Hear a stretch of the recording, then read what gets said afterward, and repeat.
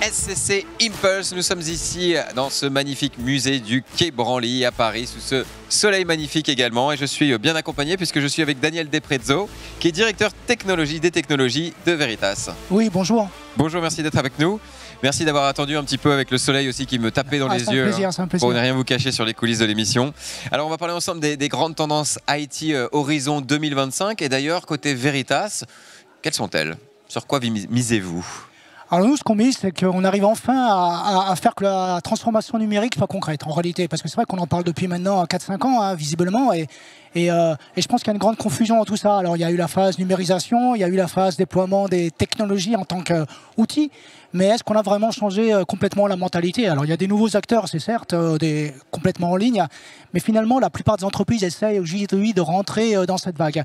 Et le moteur pour ça, bah, c'est le cloud. Alors pourquoi le cloud? Parce qu'il y a la promesse de la flexibilité, de l'agilité, de pouvoir enfin faire face vraiment aux demandes business directement sans partir dans les cycles d'investissement compliqués comme c'était un peu dans le cas. Donc je dirais pour moi l'agenda sur les 3 prochaines années des DSI, c'est vraiment l'adoption du cloud, mais non pas dans un modèle copier-coller comme ça a été fait un peu jusqu'à maintenant, mais vraiment en cloud natif, vraiment utiliser toutes les spécificités. Et puis il y a des sujets corollaires à cet agenda, je dirais tout ce qui va avec, donc c'est la cybersécurité, bien évidemment, puisque le business étant là, bah, voilà, les Indiens attaquaient la diligence là où il y avait de l'argent. Aujourd'hui, les cybercriminels attaquent là où il y a de l'argent encore aussi. Évidemment. Il y a aussi la partie conformité, hein, on en parle moins, quoi qu'on en parle quand même, parce qu'on a parlé de RGPD beaucoup, mais c'est devenu, au-delà de la donnée privée du citoyen lambda, toutes les industries,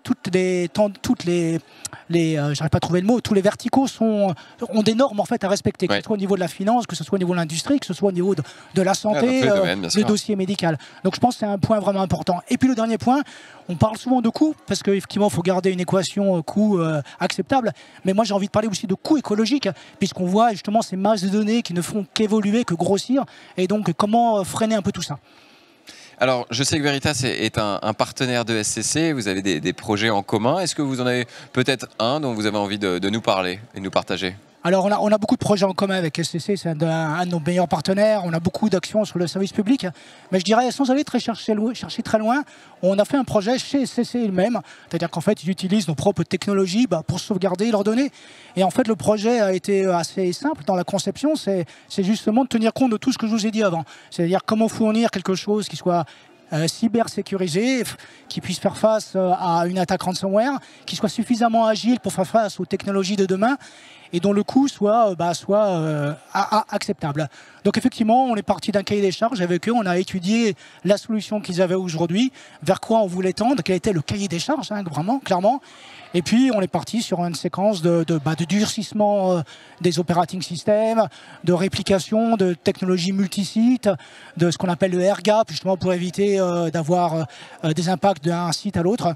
Donc voilà, concrètement aujourd'hui, ce cahier des charges est intéressant parce qu'il répond vraiment à une protection des données avec des niveaux de service et il offre aussi une évolutivité. Et dès aujourd'hui, je sais qu'il y a des sujets qui arrivent, par exemple de débordement vers le cloud pour pouvoir mieux protéger justement cette donnée. Si on parle d'un autre sujet, la RSE, un sujet évidemment d'actualité, on va dire, un sujet qui est important pour la planète, mais pour l'entreprise de manière générale. Chez Veritas, comment vous prenez cette chose à cœur, on va dire? Alors on la prend très à cœur, je dirais que c'est même presque quelque part notre leitmotiv. Pourquoi je dis ça? Parce que finalement, nous, ce qu'on propose, c'est des solutions au niveau produit, hein, des solutions de standardisation et de duplication globale. Donc en gros, ce qu'on a envie, idéalement, c'est de dire, si on pouvait réduire toutes ces données au maximum, et d'éviter de créer des silos où on va avoir des données dupliquées. Nous, on est plutôt dans la notion de dédupliquer, donc de retirer les doublons pour en stocker moins. Et puis faire aussi du stockage, du tiering de stockage. Donc utiliser le bon stockage pour le bon type de données. Et surtout les données froides, les données dont on ne sert pas, les mettre dans les stockages inertes le plus froid possible pour éviter de consommer.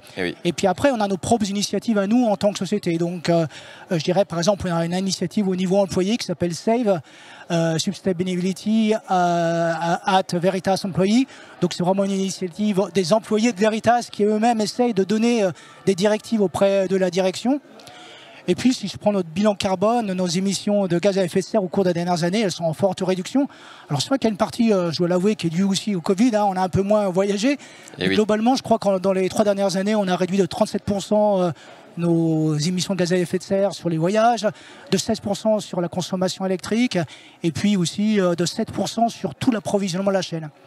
Et puis un deuxième aspect, donc là on a parlé plutôt du côté écologique, économique, mais il y a le côté très important qui est responsabilité sociale.